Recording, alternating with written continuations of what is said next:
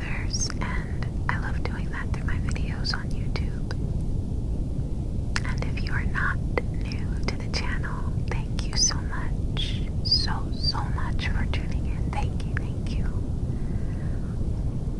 So, a beautiful dreamer asked me if I would share about finding your spiritual path and about my own experiences with that as well.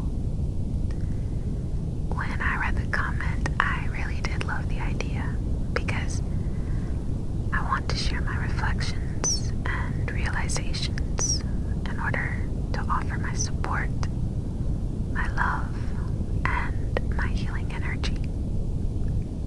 This has a lot to do with my life's purpose, so it's very important to me. But even though I love the idea of sharing about finding your path, I also knew that it would be a challenge for me because finding and learning to love my spiritual path, the way that I live, the way I learn, love, and grow, opening up to the way that I naturally view myself, the world, and the way I commune with the divine. Learning to love my spiritual path has been hard. To me, loving your path, whether you're religious, spiritual, more in tune with light energy, dark energy, or if you're like me, a mixture of both. This means that we're embracing our own uniqueness and whatever naturally and inherently makes us feel divine. We're closer to the energy that extends infinitely beyond our physical body and existence. And this energy ultimately unites all things with one another. My journey of realizing how I best commune with spirit and the rituals and practices I adore and the perspectives from which I live have been met with rejection from loved ones, feelings of isolation and frustration. I used to ask myself, why couldn't I have been satisfied with being the strong sister in Christ, attending church every Sunday and singing in a choir? As a young girl raised in the church, why did I feel allergic to the fellowships and sermons and the hypocrisy I knew that ran so deep with the very deacons and ministers who had prayed over me since I could remember? Why couldn't I just believe blindly all that was said to me without questioning the absurdity of it all? I could no longer pretend that I found any solace sitting in church pews. No, it was nature that always healed me. The elements always cleansed and charged me. Growing up, the outdoors in a beautiful little space I used to call my secret garden, were my escape from the low vibrations I usually felt inside the walls of my home. The earth and the cosmos have always been my medicine and my true home. For me, and perhaps for you, spirituality isn't something I do. It's who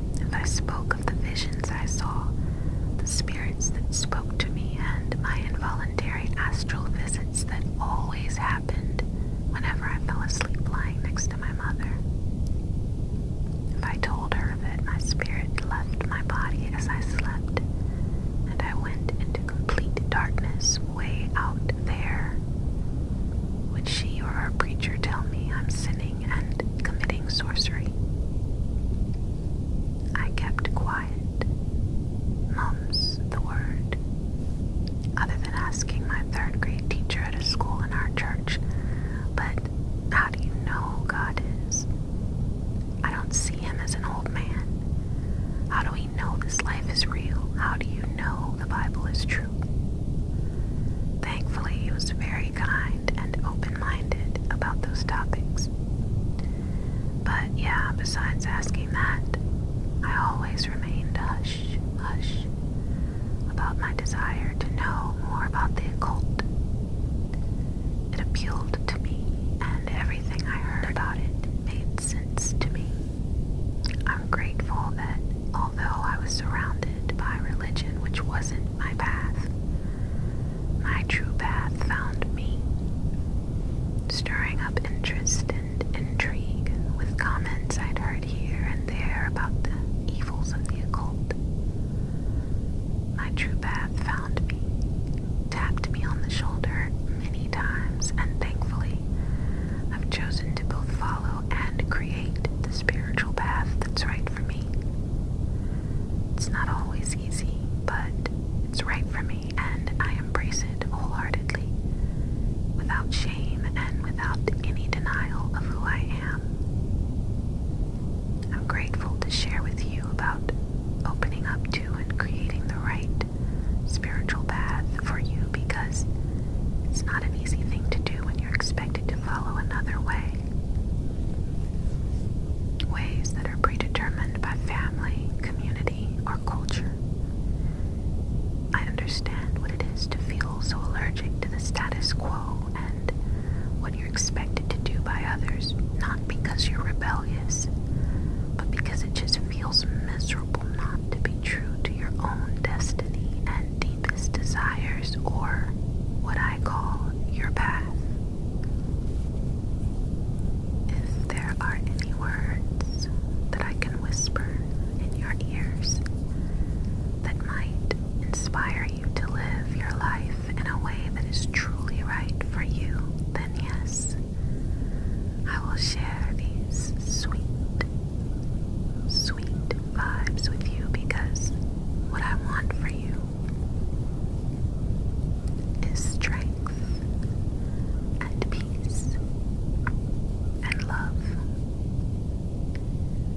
No matter who you are, no matter the color of your skin, your ethnicity, or your gender, I want the best for you. I want you to feel understood.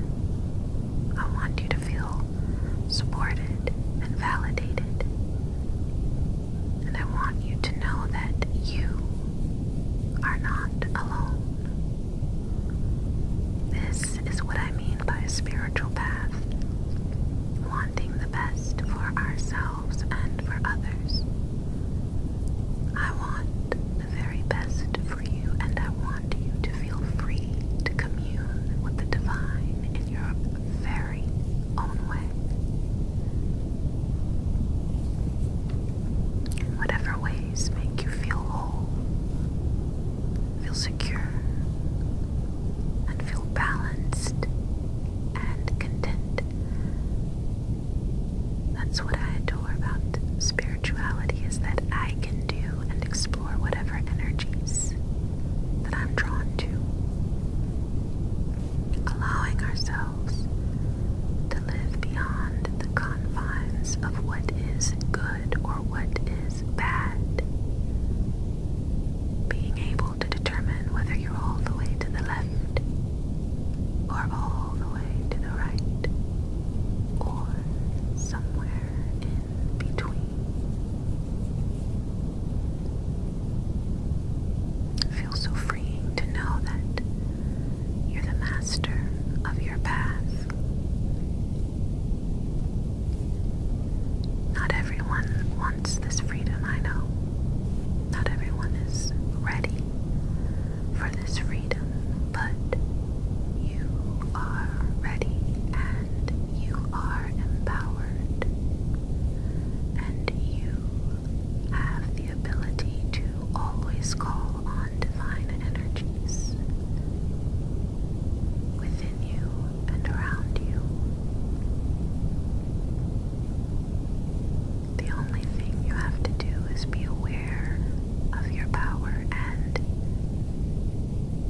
know that you can always summon it,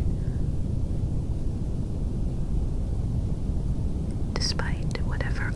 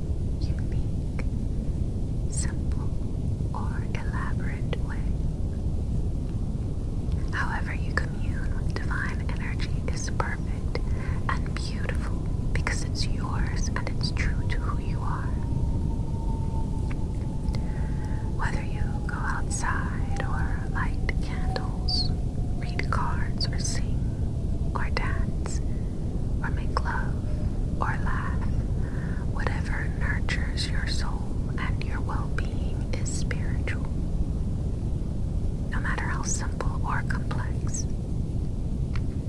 It's your way. It's your path. And it's perfect. I've started to describe everything as perfect because everything is as it should be.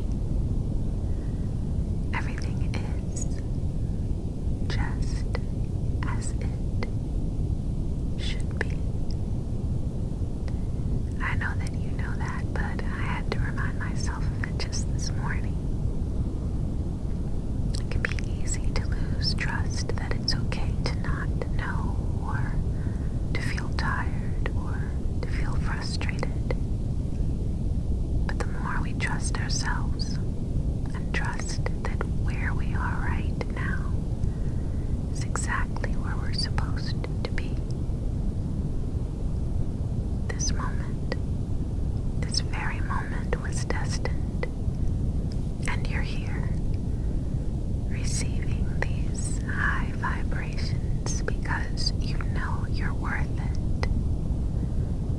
You choose to nurture your magic, to feed your soul, because you're drawn to this spiritual mysticism, this darkness and this light that creates and destroys and creates and destroys.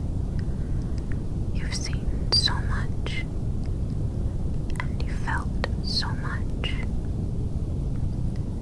You are deeply, so deeply aware of emotions and visions, sounds, frequencies, and dimensions that others have access to but choose not to tune into. They're more detached from the divine, but they have free will to live in their truth. I mention this difference between you and others because when people around you experience an alternate reality from what you do, this creates a disconnect. If people around you don't feel, hear, and see what you do, they automatically assume it's because you're mistaken, when in reality, they're blind to the truth. I want you to know that you don't have to suffer simply because others choose not to see. They're either in denial or have yet to tune into their own spiritual gifts. Don't ever allow them to lead you to believe that you're crazy or that you're godless or any other insult they may try to throw at you. You are aware. You see. You hear. You know. And you speak truth. This is one of your many gifts. Embrace each and every gift you've been given, whether it be clairvoyance, clairaudience, claircognizance, clairsentience, or clairgustance. Even if you have only one of these now that you're experiencing, your spiritual gifts are growing stronger. I know this because you're here, nurturing your energy, allowing your body to rest completely as you absorb these high, divine vibrations of love, of support, and of understanding, of the things that we all need. That's what's so beautiful about your spiritual path, is that you will always have support when you need it. You will have the right support available to you at the right time. This is something that took me a while to learn. When it seems like there's no help available, it means that you're able to do what you need to do by your own power within. It's never that your spirits aren't there for you, but they know when it's time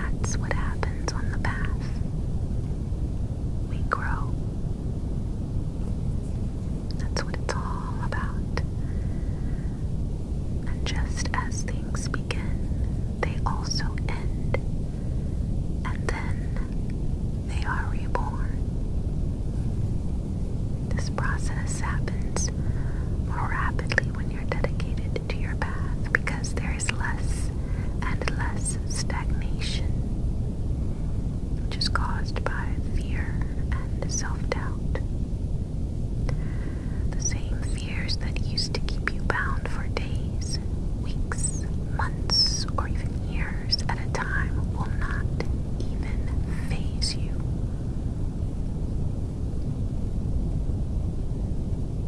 They'll have no power over you because you know your strength and you don't spend time and energy fearing what you have power over.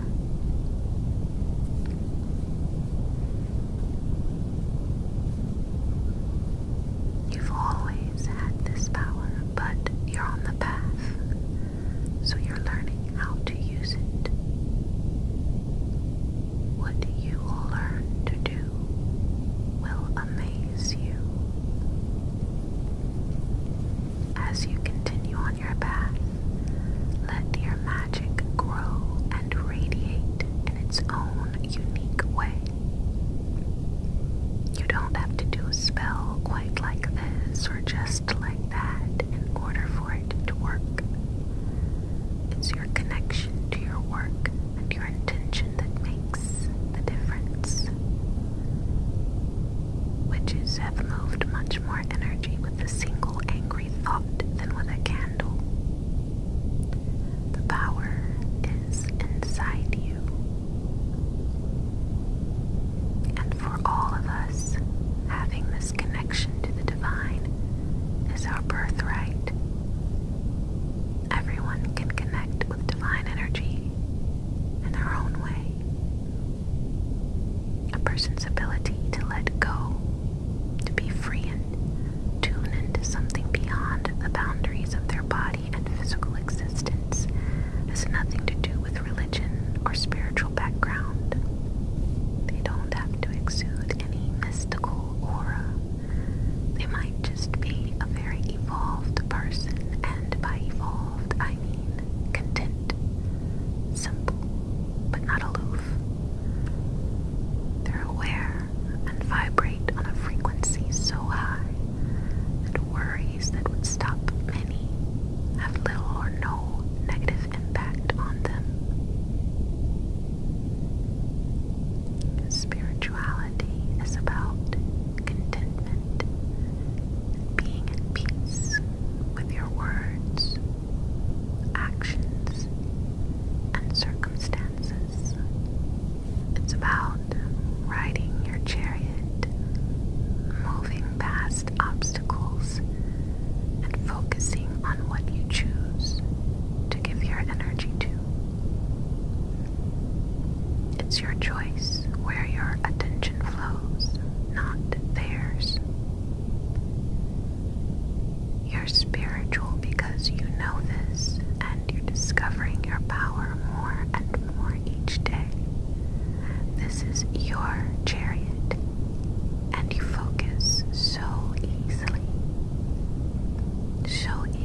on what aligns with your soul's true intentions. Yes, you are aligned with your true path.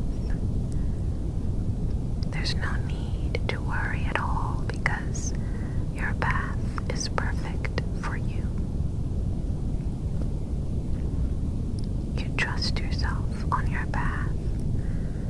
You know there's nothing to fear because your ancestors and your spirit allies are always working for you.